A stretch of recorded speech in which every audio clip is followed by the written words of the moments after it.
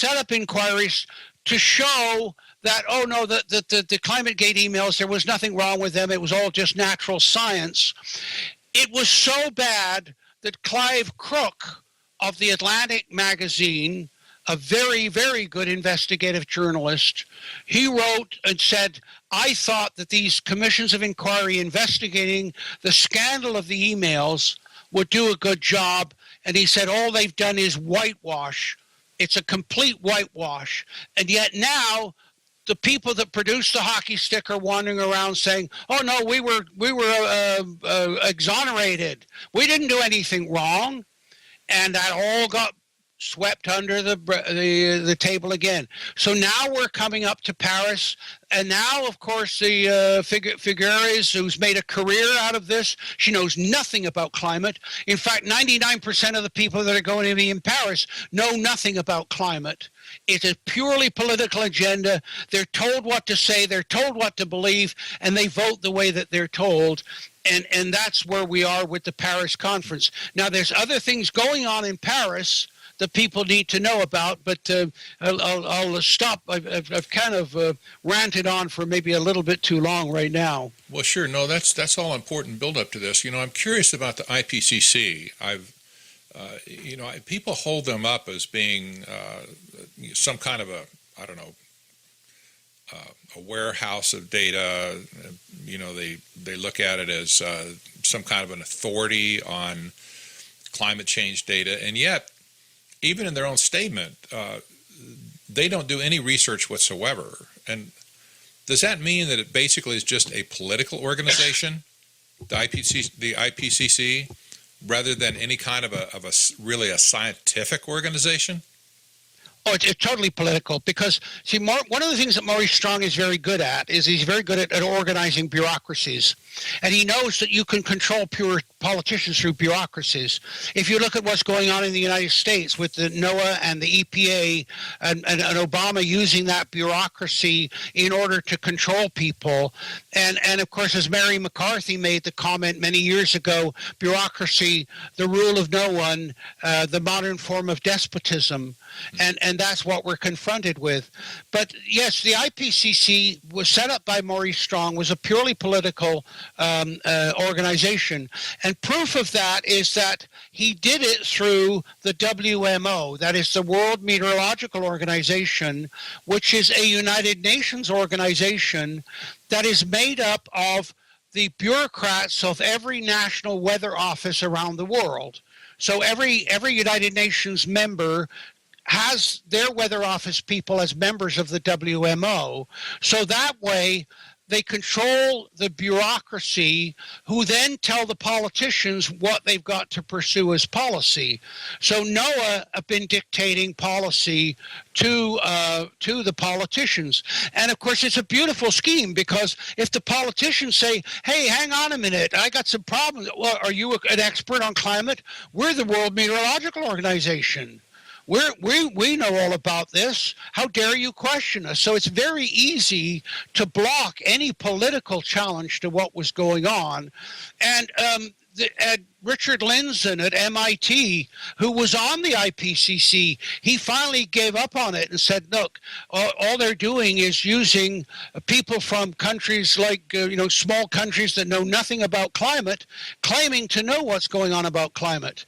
Now, the other thing that they did at the IPCC to prove that how political it was they produced the scientific reports, which, as you correctly point out, are not primary research. They don't do any. They simply look at the literature, but they only look at the literature that relates to human causes.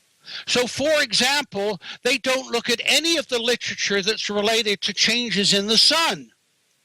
They completely ignore all of the literature on changes in cosmic radiation and the changes in the sun's magnetic field and the changes in cloud cover on Earth that affects the climate. They don't look at any of that because it's not in their terms of reference. And so they limit it in that way. But they also, and this again is, and you have to admit, it's genius, but it's evil genius. The genius of Maurice Strong was that he set up three groups in the IPCC. There's the Working Group 1, which produces the physical basis of the science, right? And if you read that Working Group 1, it tells you all of the severe limitations of the science. They don't hide anything, but they know that nobody's going to read it or understand it. And anybody that does read it or understand it, like me, is very quickly and easily marginalized, always paid by the oil companies. It's very simple to shut me down, okay? The second group, Working Group 2, accept what Working Group 1 says. Working Group 1 says CO2 will increase because humans are producing it, and therefore the global temperature is going to go up. Working Group 2 then look at the impact of global warming on the world, but they start with the assumption that the world is going to warm, that there's no question about it. They never look at the positive side of global warming. And there are a lot of very good things about global warming. It's like somebody doing a cost-benefit analysis and only looking at the cost. That was set up deliberately. Working Group 3 then look at what are the policies that need to be introduced within our current system in order to mitigate against the damage of global warming. All right, so those are the three working groups that make up the 2,400 people that are members of IPCC. Virtually all of them are bureaucrats, or they are hand-picked scientists. Just to give you an example, when David Anderson, the Minister of Environment for Canada, went on television in Canada and said, we have spoken to all Canadian climate scientists about the Kyoto Protocol, and they're all agreeing with us, and we're going to pursue it. 8 of us went to Ottawa at our own expense and held a press conference where we said, here's 8 Canadian climate scientists that were not consulted by Mr. Anderson. What did Mr. Anderson do? He had not announced any policy on global warming. They hadn't done it. And Maurice Strong and other environmentalists kept pushing him about it. They hadn't come up with a policy. But all of a sudden, when we announced the date and the time of our press conference in Ottawa, Mr. Anderson announced that he was going to announce in the Houses of Parliament at exactly the same time his policy on global warming. Well, of course, that took all the media away from us. And we spoke to, I think, maybe 4 or 5 media people who were non-entities. This is how they deal with these issues.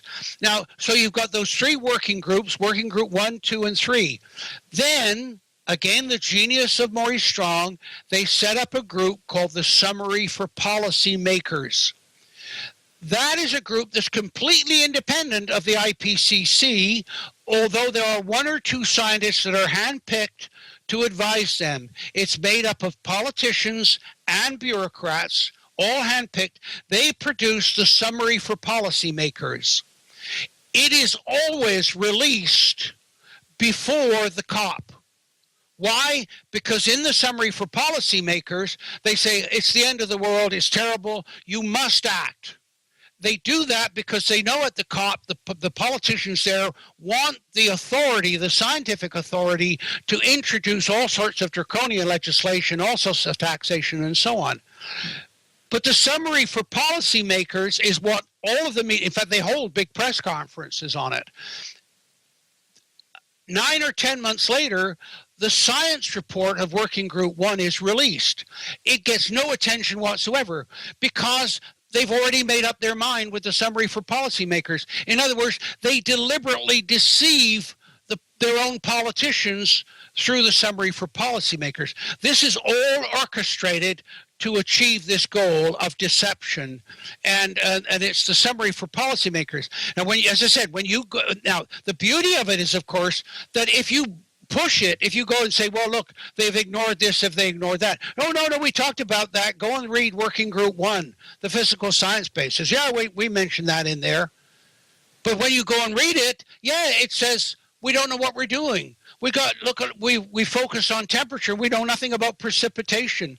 We know nothing about this. We haven't got enough data. Yeah, it's all there, but nobody goes and reads it. but they're able to say, oh yeah, well, we looked at those things, but that's not important, because they've already achieved their political agenda with the summary for policymakers, and that's what's happening in Paris again with COP21. Right. So Paris, essentially, everything has been decided already as to what's going to happen in Paris. There'll be no new input. There'll be no new discussion. If a country or an individual connected to a country or an NGO or whatever would dare to stand up and say that I challenge this or I challenge that or I want to have this point discussed or whatever, they basically would be just shut down, is what you're saying. The agenda has been established, and the agenda will be performed. Right, and of course, all the countries will go there. They'll come out with a manifesto. They always do. You know, they had some general statement that's already been written, by the way, and that they'll all agree to that. But here's the thing. And I'm going to use a Canadian example because this is what these politicians and people with specific agendas do. In Canada, Canada was created in 1867 by what's called the Fathers of Confederation. It's much like your founding fathers. They met in Charlottetown in Prince Edward Island in 1867. So in 1967, of course, they want to reiterate and revisit and all the rest of it. So all of the then provincial leaders of Canada, which are equivalent to the state governors, went to Charlottetown and had a meeting of the Fathers of to celebrate the Fathers of Confederation. All of the premiers came out after the meeting, which went on for 3 or 4 hours. They all came out, and I mean, the Premier of Ontario said, "Oh, very valuable meeting, very informative. We learned a great deal." Every one of them came out and said that, except one. And Joey Smallwood, the Premier of Newfoundland, that great province that did so well by the victims of the 9/11 when all the aircraft landed there and the Newfoundlanders looked after them so well.